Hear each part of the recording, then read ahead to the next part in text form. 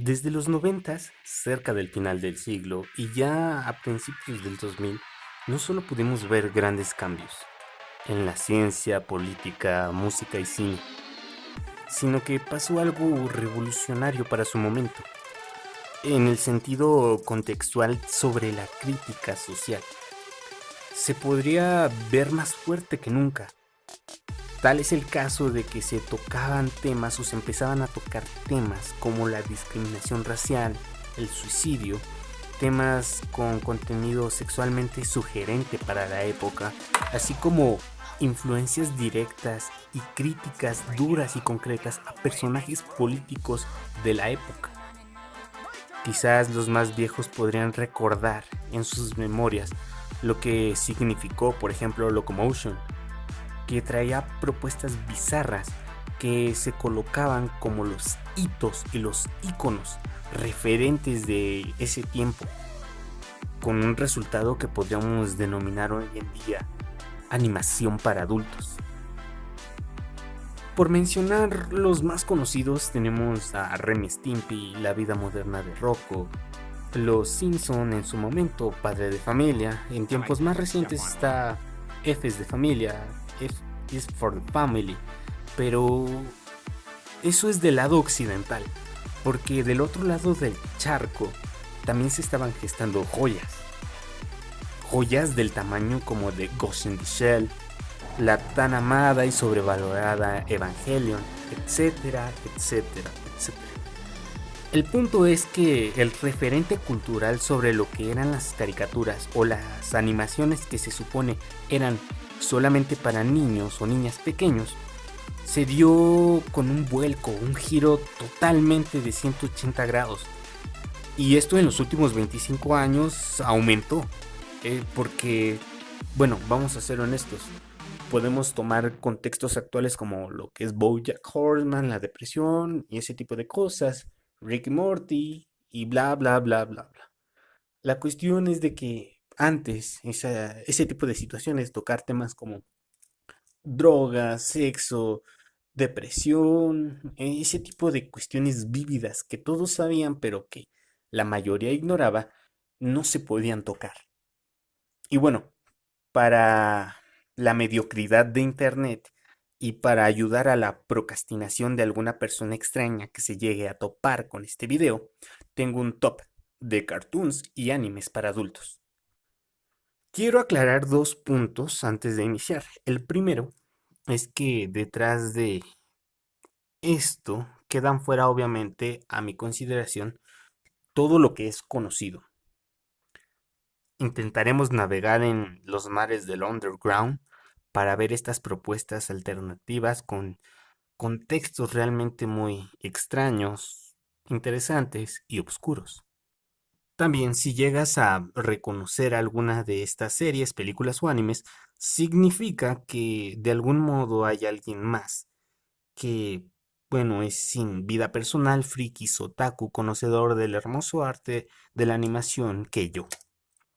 Y en segundo punto, este top lo intentaré clasificar de menor a mayor en cuanto a su contexto. Es decir, entre los primeros lugares estará lo más fuerte de lo más fuerte, ya sea por su reflexión o crítica social o la filosofía que hay detrás de esta obra o esta otra, así como su contenido en cuanto a lo bizarro y lo oscuro.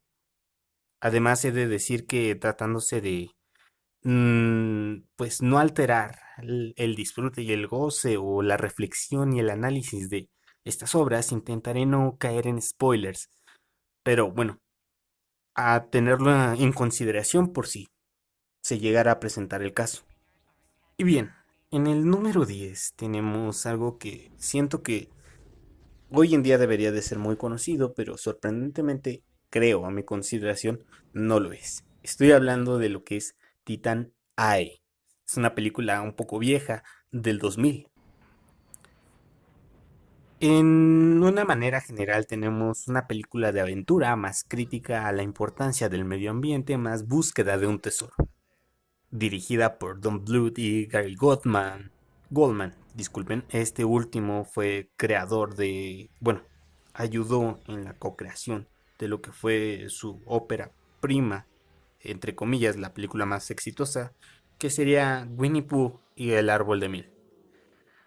Pero para ser honesto, yo creo que esta fue su epítome, en el aspecto de que trataba temas un poco relevantes y que podríamos incluso extrapolar a la actualidad. Solo sitúense por un momento en este contexto. No existe la Tierra, ya no. Y los retos que significa vivir en el espacio, bueno, desde no tener recursos hasta poder esparcirse como cucarachas porque realmente no tenemos un lugar, un planeta. No es como perder una casa, mudarte de ciudad o de barrio. Estamos hablando del planeta y las consecuencias con las que acarrea toda esta situación. También toca sutilmente un aspecto entre la cuestión racial, hablando sobre los extraterrestres y humanos, pero es muy sutil, muy divaga. No es tan evidente como me habría gustado, pero tiene esos pequeños tintes que la hacen, bueno, reflexionar en cierto momento. Y digo reflexionar en cierto momento porque, bueno, en el crecimiento personal del protagonista se puede ver ese pensamiento de decir, vaya, si quizás la humanidad hubiera apreciado lo que sería su tierra de origen, no tendríamos que vernos envuelto en esto. Y es más ese guiño de decir, bueno, las personas que nacen en tiempos muy difíciles tienden a apreciar lo que realmente las personas en tiempos estables no, no podemos ver. Y bueno, con la situación mundial, la próxima recesión económica, creo que veremos un poco de eso. En noveno lugar tenemos Las Crónicas de Riddick Darkfury. Es una película también un poco vieja del 2006. Está de la mano del estudio Toonami. La película fue exhibida una y mil veces por Cartoon Network cuando era un poco más joven, un niño, yo podía verla. De hecho, este mismo estudio fue el creador de Van Helsing, Misión de Londres.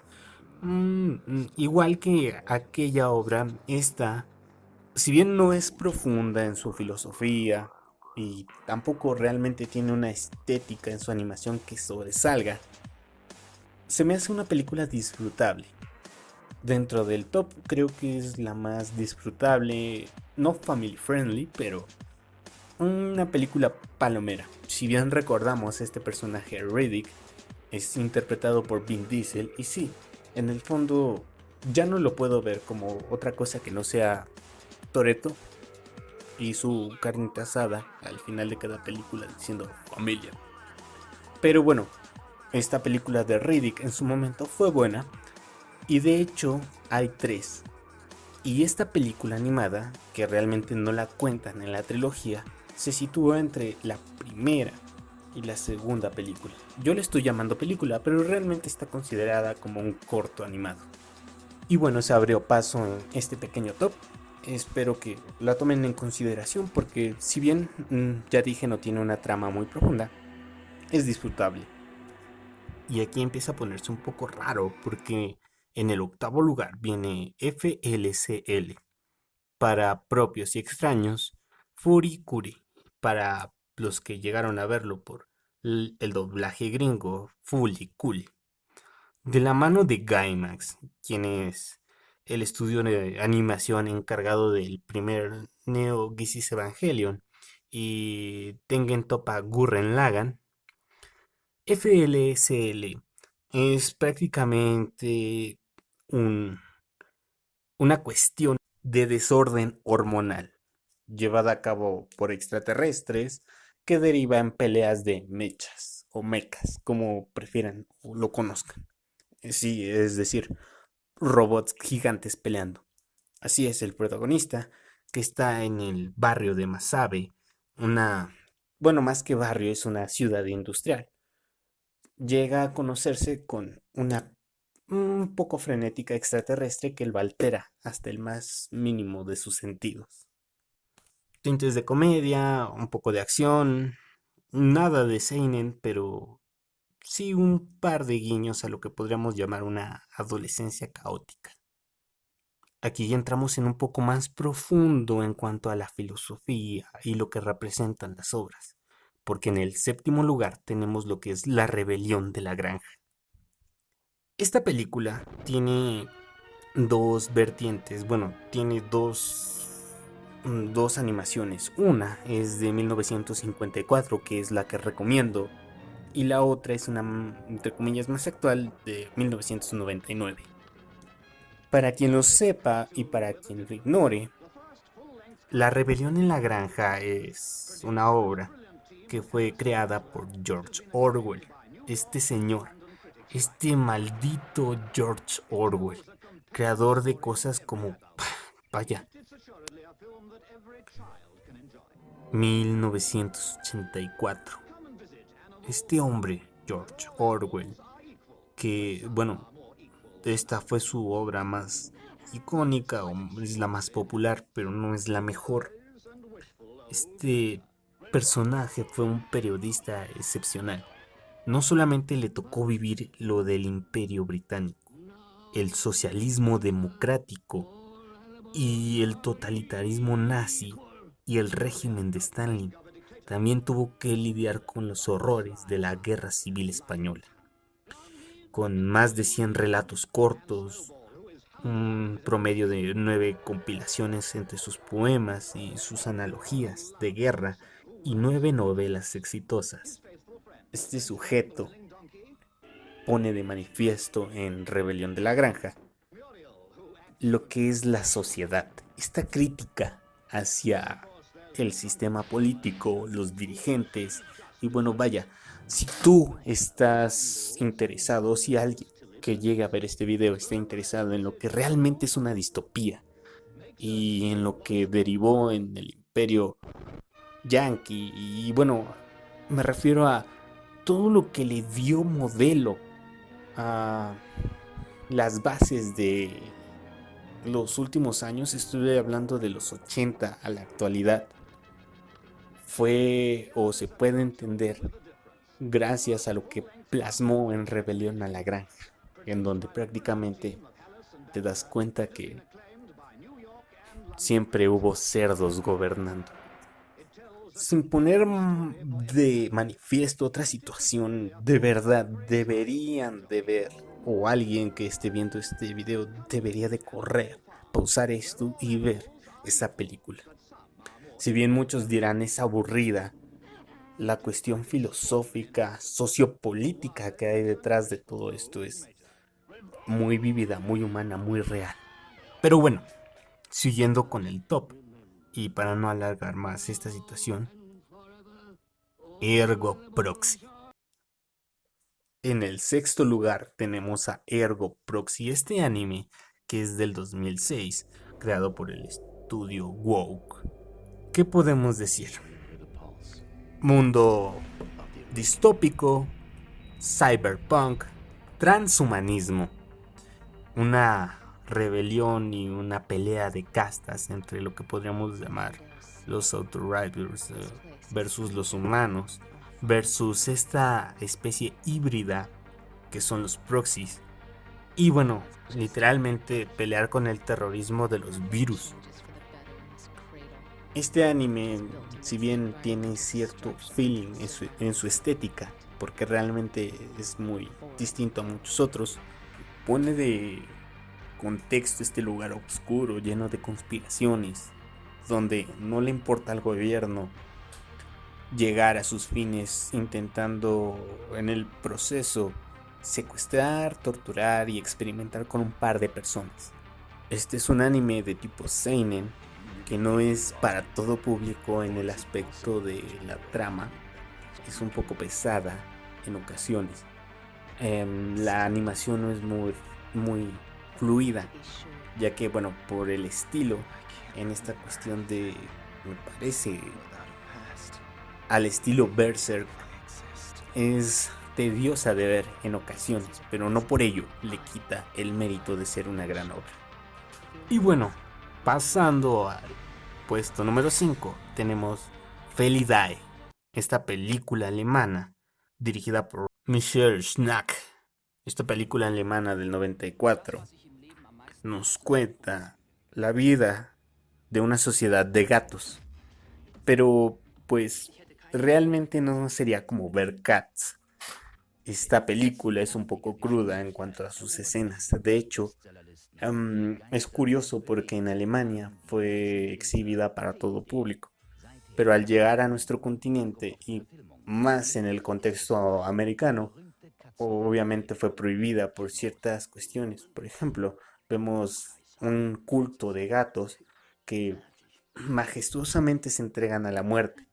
Cuestiones de contenido un poco sexual explícito entre los gatos y esta situación de, vaya, no es canibalismo, pero sí es una violencia salvaje entre lo que pasa en su sociedad. También, en el fondo, esto es una crítica hacia la religión ciega. Y bueno, más allá de eso, es una película, si bien no tan memorable, es una propuesta un poco distinta. Siguiendo con los gatos y sociedades un poco perturbadoras, tenemos a Fritz el gato. Esta película de 1971, creada por Ralph Bakshi, bueno, dirigida por Ralph Bakshi, nos muestra a un gato en Nueva York en la época de los 60. La cuestión de la liberación sexual, el consumo de drogas y este aspecto de, bueno, tendencias un poco más, no anarquistas, pero sí el sentido de miedo y asco en Las Vegas. Así es, hay mucho contenido sexual de por medio, hay muchos momentos de crítica hacia lo que podría ser la integración completamente racial en su momento y esta situación que vivieron los estadounidenses del movimiento hippie. Pero bueno, más allá de eso, deja ver una situación que vivían, por ejemplo, muchos universitarios que tenían una idea totalmente mal, un poco exagerada de lo que podía ser su libertad en ese momento, llevados de una sociedad muy conservadora y casi opresiva. Podemos ver también esta insistencia por parte de resaltar los estereotipos negros representados con cuervos. Curiosamente, lo que podría decirse a modo de burla, lo que se plasmó en Dumbo, que hay que recordar, los cuervos también eran representados como afroamericanos y de un modo muy satírico, muy exagerado y muy racista. Para bajar un poco a la emoción tenemos Kuksasasa. Es una película animada de, bueno, es una crítica al régimen comunista, de cierto modo. Tenemos un científico, más tiempos espaciales, más viajes a otro mundo, en donde realmente el agua en este lugar a donde se acaba de teletransportar es un bien muy preciado, tanto que es combustible o, o puedes beberlo, pero a costa parte. Las cerillas, o bueno, cerillos, son la moneda de este lugar.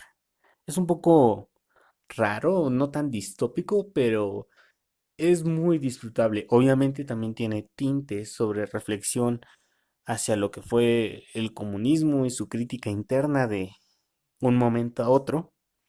Y bueno, a comparación de las otras o las dos anteriores, no es tan fuerte en cuanto a su cuestión de crítica social. Bueno, antes de entrar a los últimos lugares, creo que hay que hacer una mención honorífica porque, por ejemplo, ya en los ochentas, incluso en algo tan tonto como podría considerarse lo que fue He-Man y los héroes del universo, se intentó abordar la temática sobre las drogas. Así como también en los 40 y los 50, esta propaganda que era sobre la guerra mundial y bueno, donde tuvo que ver no solamente Disney, porque incluso la Unión Soviética tenía a su modo, con sus cortos animados, la manera de tirarle al régimen capitalista de los Estados Unidos. Así que, bueno, estos pequeños fragmentos son de eso que, bueno, considero una mención honorífica. Así que, pasando a los dos últimos puntos, niveles, empezamos con algo muy fuerte, entre comillas, y hablando por el aspecto visual. Aquí tenemos a Ketchup o Sopa de Gato. Es un film del 2003. Y bueno, la temática va de que un gato tiene que salvar el alma de su hermana. ¿Y por qué digo todo esto? Porque lo fuerte viene en el surrealismo de esta película, de este film, o corto animado, como quieran llamarle. Me da igual. El punto es de que el surrealismo que aborda con temáticas como la muerte, el alma, este tipo de cosas que no son muy agradables de ver por la manera en que se plantean y que obviamente no son para todo público, sí tiene una propuesta demasiado interesante. Bueno, al fin y al cabo, ¿qué no haríamos por un ser querido? ¿Estarían dispuestos a bajar hasta el mismo infierno o bueno, a cruzar el umbral de la muerte? Aunque de hecho todos lo vamos a hacer en algún momento. Es triste, es aterrador, pero es verdad. Y de esta manera se plasma en esta película. Para rematar, para terminar, primer puesto, el primer lugar es para una película totalmente fuerte. Está dividida en tres actos. Es una película del año 92, pero está basada en cuentos populares nipones. Hay mil versiones porque era de los tiempos de la tradición oral. Y bueno, la manera en que se plasma en esta obra es totalmente desgarradora, es aterradora. Y si el subrealismo del puesto número 2 con Ketchup no fue tan conmocionante, esta sí lo es. Precaución porque de hecho el contexto aborda cuestiones de esclavitud y sometimiento em, sexual, estos traumas psicológicos. Y bueno, ¿de qué diablos estoy hablando y por qué lo traigo aquí? Entre las animaciones japonesas creo que es uno de los más fuertes y digo, para ser personas que, bueno, para ser una sociedad que inventó el hentai y los pulpos con intenciones perversas, esto aborda ciertos matices que son reales, por ejemplo, los niños en condición de calle o las personas oportunistas. Midori, la niña de las camelias. Si bien el artista en cuanto a la animación se puede caracterizar por este horror japonés que es muy típico de la tierra nipona, en esta obra se plasma un delirio psicótico con tintes bizarros de paranoia, porque de hecho el final es, vaya, yo lo dejo en la mesa solo como una propuesta que en su momento fue muy criticada porque realmente exponía estas cuestiones fuertes que vivían en su momento las sociedades japonesas, niños en condición de calle, esta situación de personas sin escrúpulos, que de hecho, para nuestro pesar, realmente en el mundo hay mucha persona loca. Hay muchas situaciones que se siguen repitiendo y son aterradoramente reales, lejos de la fantasía del circo freak que nos presenta. La cuestión de todo lo que toca en el trasfondo realmente es verdad, para mal es verdad. Así que con esta obra hay que tener cuidado, tratarla con pinzas, porque, bueno, para las generaciones de cristal o para las personas que no están realmente acostumbradas a una crítica dura y real, visceral hacia lo que es la sociedad, de una manera muy coloquial porque se utiliza esta cuestión de fábula para plasmar estos matices de fondo que si bien no están tocando, pero sí exponen y lo exponen de una manera cruda, no tanto visualmente, porque en el apartado visual está el aspecto del terror. Estas situaciones que, por ejemplo, los fantasmas, los fenómenos de circo, podríamos encontrar en cualquier otro cuento, fábula o expresión en cualquier parte del mundo. Pero las otras cuestiones, las críticas a la sociedad, sí, son una pedrada realmente, es un balde de agua fría hacia la realidad. Y bueno, lejos de todo esto, este fue el top. Quise plasmar, según yo, cuestiones del underground, obras que realmente no muchos conocen hasta donde yo sé. Y que bueno, si bien algunas te ponen a reflexionar sobre un contexto histórico determinado, sobre la sociedad, sobre la bajeza humana o el surrealismo de lo que podríamos interpretar como realidad, vida y muerte, son una propuesta y una alternativa para poder analizar. Sin más, yo soy Hars y esto es Planeta Sabor, un lugar en donde intentamos traer estas obras para el disfrute de muchas personas, no solamente en cuanto a la animación, sino películas, cine. Hablando de George Orwell, me gustaría retomar sus grandes obras, no solamente la de 1984, tiene poemas precisamente hablando sobre la Guerra Civil Española, que son interesantes y como contexto histórico es brutal, demasiado brutal. Muchas gracias. Si realmente alguien llegó a ver este video, por favor le pido que le dé un like, que lo comparta con alguien que disfrute también de este tipo de cosas, animación, música, cine, con estas, entre comillas, propuestas diferentes. Y bueno, gracias.